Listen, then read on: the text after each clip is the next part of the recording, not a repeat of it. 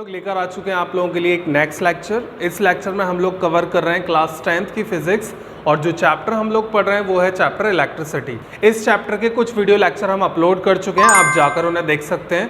आज हम अपने नेक्स्ट लेक्चर की तरफ बढ़ रहे हैं जिसमें हम डिस्कस करने जा रहे हैं ओम्स लॉ। चलिए शुरू करते हैं बिना किसी देरी के। तो बच्चों यहाँ पर ये जो लॉ मैं आज आपको पढ़ाने जा रहा हूँ ओम लॉ, ये एक साइंटिस्ट ने दिया था और उन साइंटिस्ट का नाम है जॉर्ज साइमन ओम। ये इनका कंप्लीट नेम है। इनके सरनेम से इस लॉ को पुकारा जाता है, दैट इज ओम्स लॉ। अब इन्होंने क्या स्टेटमेंट दिया वो आज की क्लास में हम लोग जानेंगे। तो चलिए शुरू करते हैं। तो सबसे पहले मैं इनका स्टेटमेंट लिखता हूँ। Electric potential across conductor is directly proportional to the electric current at constant temperature. तो बच्चों ये है इनका स्टेटमेंट, पढ़ते हैं हम इसे एक बार।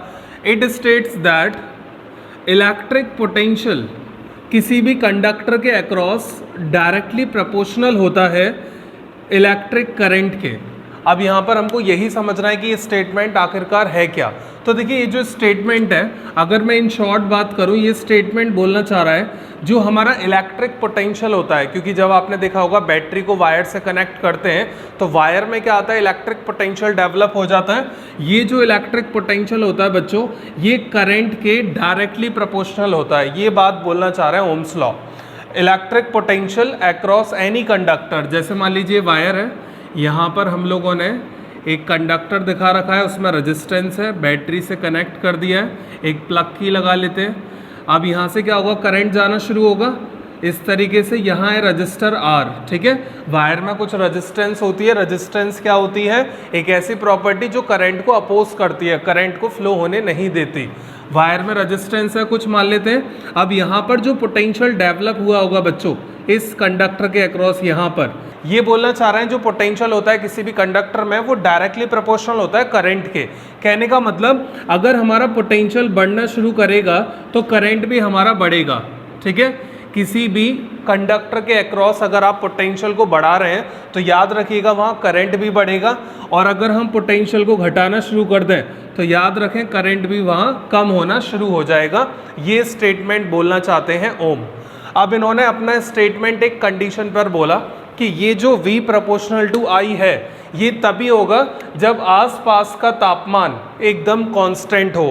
तापमान जो है यानी जो टेम्परेचर है वो बदलता हुआ नहीं होना चाहिए, क्योंकि जब टेम्परेचर बदलता है बच्चों तो रेजिस्टेंस भी बदलती है, जिससे इनका स्टेटमेंट फ्लक्चुएट कर सकता है। तो इस बात को आप लोग ध्यान रखेंगे। ओम्स लॉ हमेशा कब वैलिड है, जब कांस्टेंट टेम्परेचर होगा। और क्या इनका स्टेटमेंट है, इलेक्ट्रिक पोटेंशियल इलेक्ट्रिक करंट के डायरेक्टली प्रोपोर्शनल होता है। अगर ये साइड बढ़ेगी तो ये भी बढ़ेगा।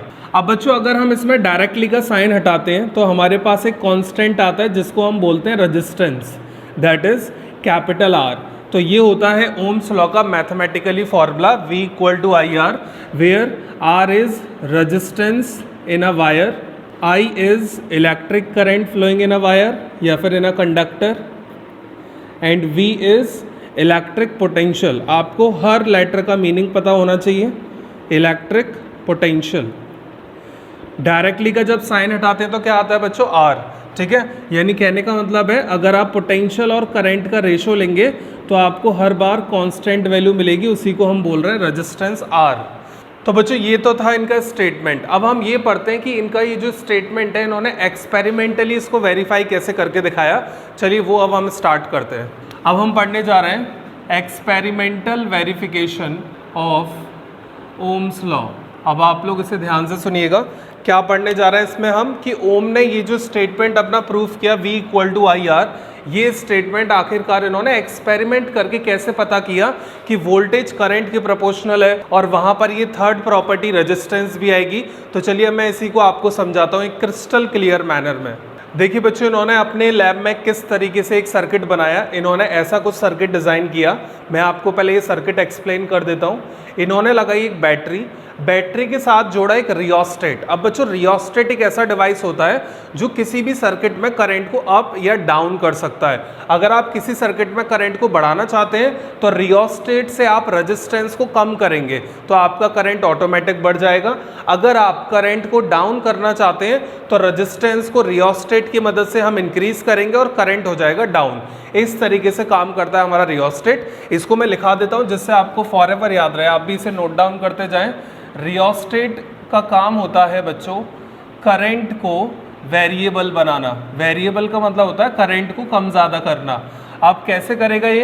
अगर ये रेजिस्टेंस अपने अंदर की बढ़ाता है रियोस्टेट तो करंट हमारा डाउन हो जाएगा, और अगर ये रेजिस्टेंस को घटाता है तो करंट हमारा इंक्रीज हो जाएगा। इस तरीके से काम करता है बच्चों एक रियोस्टेट। अब आगे बढ़ते हैं। देखिए हमने रियोस्टेट बैटरी के साथ एक यहाँ पर रजिस्टर जोड़ा हुआ है कंडक्टर में, और एमीटर लगा दिया, प्लग की लगा दी। रजिस्टर से हमने कनेक्ट कर दिया एक voltmeter. Voltmeter parallel में होता है, क्या मेजर करेगा? Electric potential difference.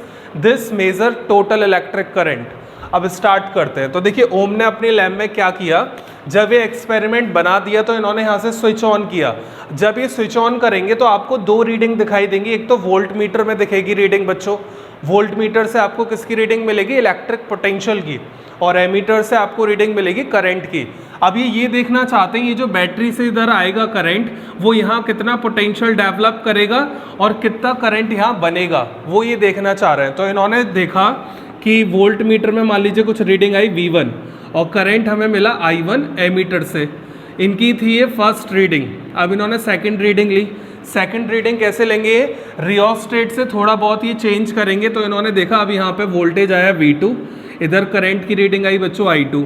Third voltage इधर लिया V3 और करंट की रीडिंग आई I3। ऐसे इन्होंने काफ़ी ज़्यादा रीडिंग ली, और जब ये रीडिंग इनके पास आ गई, ये 4 to 5 रीडिंग बच्चों जब इनके पास आ गई तो इन्होंने एक चीज़ इसमें ऑब्जर्व करी। वो क्या थी? जैसे जैसे वोल्टेज बढ़ता जा रहा था बिल्कुल लाइकवाइज करंट भी वहाँ पर इंक्रीज हो रहा था। ठीक है, इन्वर्सली नेचर नहीं था इन दोनों में। इन्होंने देखा यहाँ पे कुछ नंबर्स होंगे, इन्होंने देखा जब वोल्टेज बढ़ रहा था तो करंट भी बढ़ रहा था, और बिल्कुल सेम इन्होंने इसका रिवर्स करके देखा, वोल्टेज जब इनका कम हो रहा था तो यहाँ करंट भी डाउन जा रहा था। तो इस तरीके से इन्होंने ये स्टेटमेंट दिया V प्रोपोर्शनल टू I। अब देखिए अगला इन्होंने क्या कंसेप्ट लगाया। इन्होंने अब क्या किया, ये जो वोल्टेज और करंट की रीडिंग है इनका रेशो लिया सभी का, और जैसे ही इन्होंने हर रीडिंग का रेशो लिया तो इनको बच्चों रेशो में एक इंटरेस्टिंग पॉइंट पता लगा कि रेशो हर बार सेम मिल रहा था इन्हें। ठीक है, सेम, हर बार एक कांस्टेंट नंबर आ रहा था एक ही सर्किट में, सेम। और ये जो सेम आंसर मिल रहा था इन्होंने इसे एक नाम दिया, that is resistance. What it is? Resistance, जो कि डायरेक्टली का साइन हटाने पर आया R। ठीक है, तो याद रखिएगा रेजिस्टेंस इन्होंने कैसे बताया, वोल्टेज और करंट का रेशो लेके सेम आंसर मिल रहा था हर रीडिंग से, तो इन्होंने बोला ये चेंज नहीं हो रहा, तो जरूरी ये सर्किट के अंदर की रेजिस्टेंस है। तो इस तरीके से बच्चों इन्होंने वेरीफाई किया अपना लॉ। आई होप आपको इतना क्लियर हो गया होगा ओम का स्टेटमेंट प्लस उसका एक्सपेरिमेंट वेरिफिकेशन। अब बच्चों हम आगे की तरफ बढ़ते हैं। अब मैं आपको ये बताऊंगा कि ओम ने जब ये अपना पूरा स्टेटमेंट दे दिया, डीपली समझा दिया, तो इन्होंने बच्चों कंडक्टर्स की दो कैटेगरी बना दी। वो कैटेगरी थी ohmic and non ohmic conductors. अब हम इन्हीं को जानने जा रहे हैं कि ओमिक कंडक्टर क्या होते हैं और नॉन ओमिक कंडक्टर्स क्या होते हैं। अब बच्चों हम लोग स्टार्ट करते हैं अपना first conductor, that is ohmic conductor. अब देखिए नाम में लगा दिया इन्होंने ओम का ओमिक। ओमिक कंडक्टर क्या होते हैं बच्चों? ओमिक कंडक्टर कुछ ऐसे कंडक्टर्स होते हैं जो कि फॉलो करते हैं ओम्स लॉ को। ठीक है, ओमिक कंडक्टर्स हमारे ऐसे मटेरियल होते हैं जो ओम के नियम का पालन करते हैं, जो जो ओम ने कहा बिल्कुल वही करते हैं। अब कैसे, चलिए जानते हैं। जैसे कंडक्टर्स आप सभी को पता है, हमारे पास कंडक्टर्स में आता है copper, iron, aluminium, so and so, ये हमारे कंडक्टर्स होते हैं। अब क्या होता है बच्चों, इनमें हमने देखा, इनमें हमने बैटरी कनेक्ट की। जैसे कॉपर का वायर लिया हमने, इस कॉपर के वायर से आपको क्या करना है, बैटरी कनेक्ट करनी है। बैटरी कनेक्ट करने के बाद फिर हमने क्या किया, एक प्लग की लगा लेते हैं। यहाँ जोड़ा एक हमने वोल्ट मीटर, ठीक है, और यहाँ पे जोड़ लेते हैं एक एमीटर। इनसे इन्होंने रीडिंग देखी वोल्टेज और करंट की, और जब इन्होंने रीडिंग देखी तो इन्होंने बिल्कुल वही पैटर्न देखा जो कि ओम के नियम ने बोला था। क्या पैटर्न था? जब जब वोल्टेज यहाँ बढ़ता था, जैसे वोल्टेज की 4-5 रीडिंग नोट करी, वोल्टेज बढ़ता हुआ था, ठीक है, और बढ़ते हुए वोल्टेज के साथ करंट भी बढ़ रहा था, तो वही बात बिल्कुल ओम ने बताई थी। तो हमने देखा कि ये जो है फॉलो कर रहे हैं ओम्स लॉ को, तो इसलिए इनको रख दीजिए ओमिक की कैटेगरी में। तो याद रखिएगा, ohmic conductors are those conductors which follow Ohm's law. अब यहाँ पर अगर मैं बच्चों इनका ग्राफ बनाता हूँ, देखिए ग्राफ हम बनाएंगे वोल्टेज एंड करंट में, तो इनका ग्राफ बनता है एक स्ट्रेट लाइन, क्योंकि जो भी रीडिंग आएंगी जब आप उन रीडिंग को यहाँ पर एक्सेस पे प्लॉट करोगे तो वो रीडिंग आपको एक स्ट्रेट लाइन देंगी। तो आपको याद रखना है ओमिक कंडक्टर्स का जो ग्राफ होता है वो एक स्ट्रेट लाइन होता है, इट्स अ स्ट्रेट लाइन। ये हो गए हमारे फर्स्ट कैटेगरी के कंडक्टर्स, ओमिक कंडक्टर्स। अब हम आते हैं अपनी सेकेंड कैटेगरी पे, that is non ohmic conductors. अब हम जानते हैं कि ये सेकंड कैटेगरी कौन सी है, कि इसमें क्या होगा। देखिए ओमिक से पहले क्या लगा दिया, नॉन ओमिक, तो आप समझ गए होंगे कि ये जो है बच्चों फॉलो नहीं करेंगे ओम की नियम की बात, do not follow Ohm's law, यानी इनमें ओम्स लॉ फॉलो नहीं होता है। जैसे कि एग्जाम्पल मैं लिखूँ सिलिकॉन, जर्मेनियम, यानी जितने भी हमारे सेमीकंडक्टर हैं, ये क्या होते हैं बच्चों, सेमीकंडक्टर। दीज आर सेमीकंडक्टर, जो कि दोनों की तरह बिहेव करते हैं, कंडक्टर भी और इंसुलेटर भी, ठीक है। Semiconductors are those material which behave like conductor as well as insulator.